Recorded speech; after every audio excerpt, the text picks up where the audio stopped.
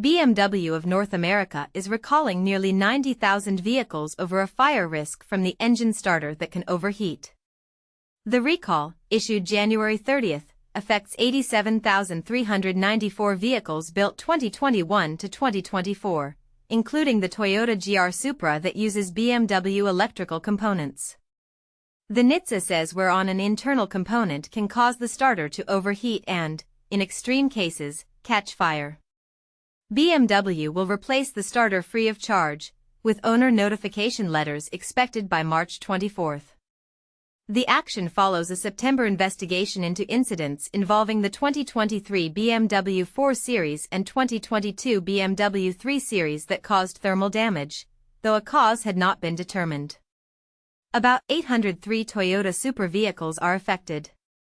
Affected models span Toyota Supra, 2021 to 2023, and BMW Lines, 5 Series, 2021 to 2024, Z4, 2021 to 2022, 2 Series Coupe, 2022 to 2023, 4 Series variants, 2021 to 2024, 3 Series, 2021 to 2024, X4, 2021 to 2023, X3, 2021 to 2024.